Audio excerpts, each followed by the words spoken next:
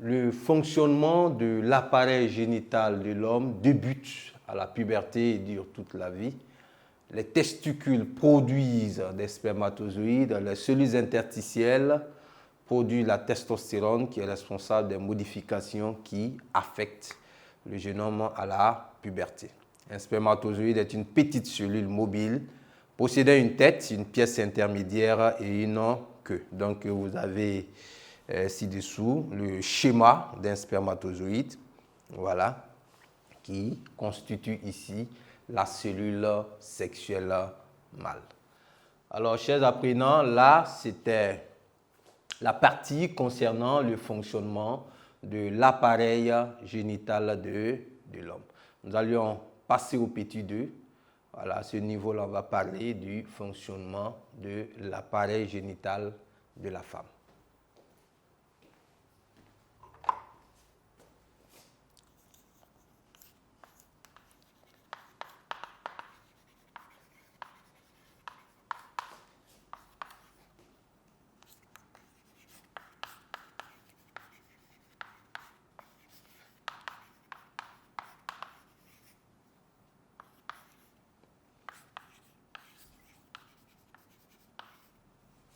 Fonctionnement de l'appareil génital de la femme. Voilà. Là, nous avons ici un schéma, voilà, de l'appareil génital de la femme et que nous avions décrit justement dans le chapitre précédent. Voilà. Donc ici, vous voyez, ceux qui me suivent, ça c'est une partie prélevée et décrit à ce niveau. Voilà. Parce qu'il faut dire que le fonctionnement de l'appareil génital de la femme diffère de celui de l'homme. Voilà. L'homme, je disais tantôt que le fonctionnement des appareils génitaux débute à la puberté et ça dure toute la vie. Chez la femme, le fonctionnement débute à la puberté qui est située entre 12 et 14 ans. Ça dépend vraiment.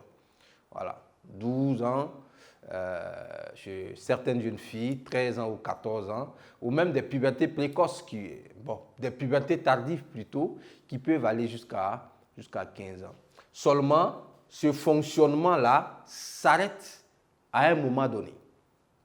Voilà, entre 45 et 50 ans, le cycle menstruel chez la femme s'arrête. Le fonctionnement de certains organes s'arrête. Pourquoi?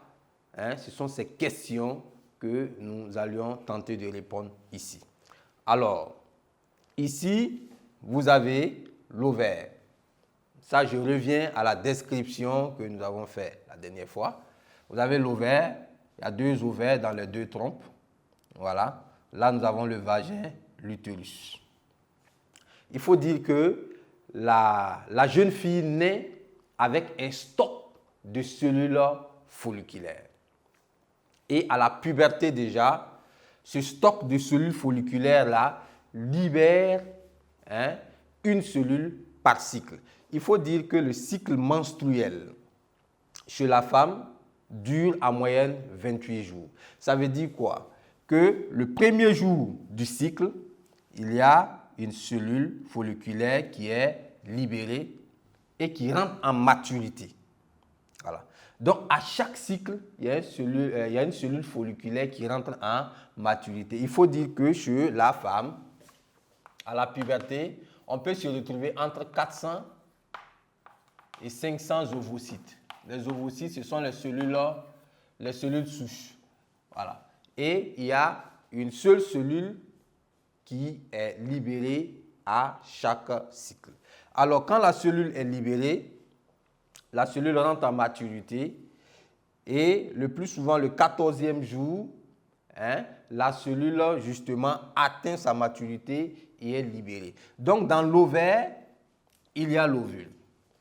L'ovule atteint sa maturité le 14e jour et l'ovule est libéré et prend position au 1/3 de l'oviducte en attendant qu'un quelconque spermatozoïde vienne justement le féconder. Ici, le cycle que vous avez devant vous, je vais le reprendre par là.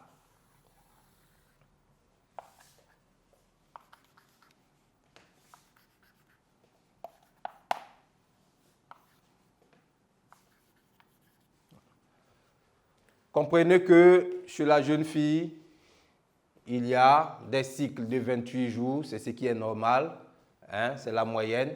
Mais il peut arriver qu'il y ait des cycles de 30 jours, des cycles de moins de 28 jours, 26 jours. C'est des cas rares, mais ça existe.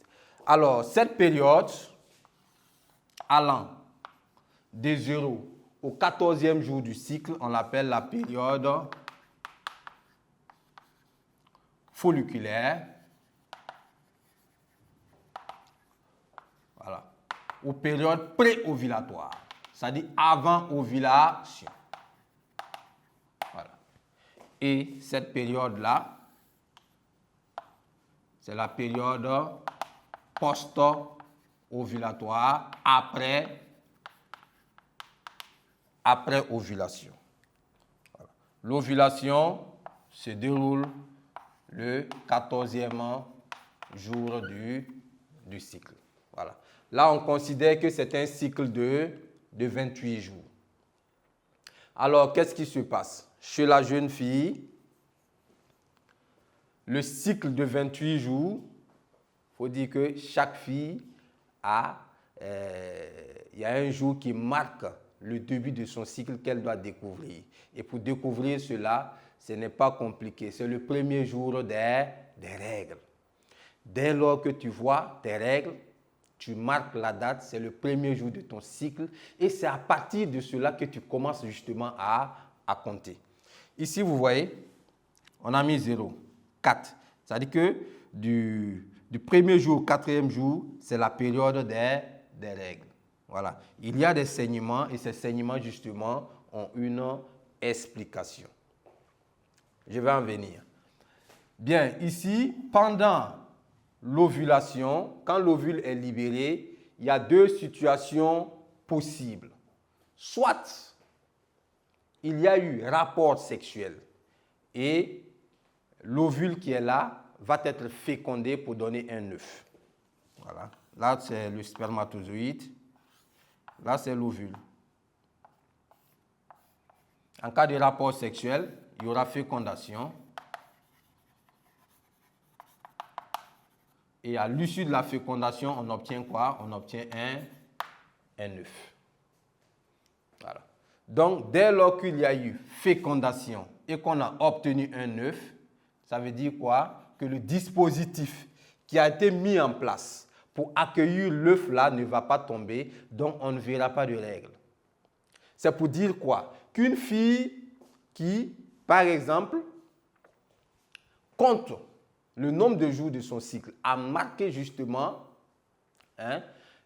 une date quelconque. Je prends une date quelconque, le 1er avril. Le 1er avril, elle a vu ses règles. Donc le 1er avril, c'est le premier jour de ses règles. En principe, le 29 avril ou le 30 avril, elle doit en principe voir ses règles si elle a un cycle justement de 28 jours. Si le 29, le 30, elle n'a pas vu ses règles, cela suppose qu'il y a eu certainement fécondation. Et s'il y a eu fécondation, le dispositif, c'est comme si vous accueillez un étranger. Pour accueillir un étranger, il faut préparer une chambre, le matelas, les draps. Effectivement, si l'étranger vient, pas de souci, mais si l'étranger ne vient pas, il faut désorganiser la maison. Donc ici, à chaque moment, l'utérus met un dispositif en place pour accueillir un quelconque œuf. Dès lors que l'œuf arrive, le dispositif reste en place, les choses continuent. Mais dès lors que l'œuf n'arrive pas, s'il n'y a pas eu de rapport sexuel qui va aboutir justement à une fécondation, ce dispositif mis en place là va commencer à tomber le 29e jour. C'est ce dispositif-là qu'on appelle règle. C'est qui tombe lorsqu'il n'y a pas eu fécondation. Donc pour la jeune fille, dès lors que vous apercevez vos règles, cela sous-entend que vous n'êtes pas enceinte. Cela sous-entend que vous ne portez pas une grossesse. Voilà. Donc ici, de 0 au 4e jour, là ce sont les règles.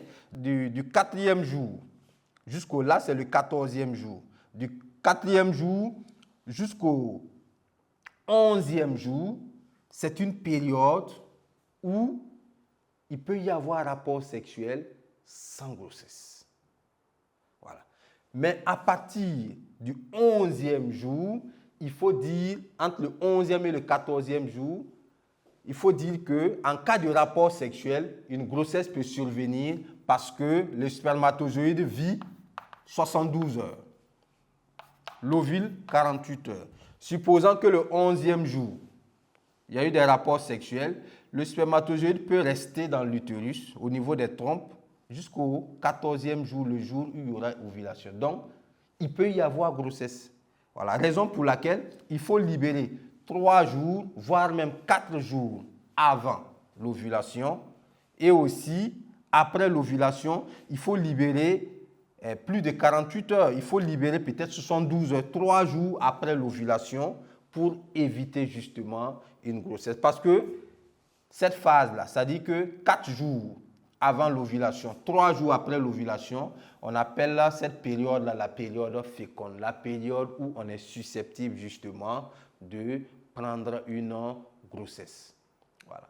Donc, c'est des choses à connaître, c'est assez important. Donc, le fonctionnement de l'appareil génital de la femme est assez complexe et chaque jeune fille doit être à mesure de connaître son corps, de connaître justement le fonctionnement cyclique de l'appareil génital. Autrement dit, de maîtriser le cycle menstruel. Voilà.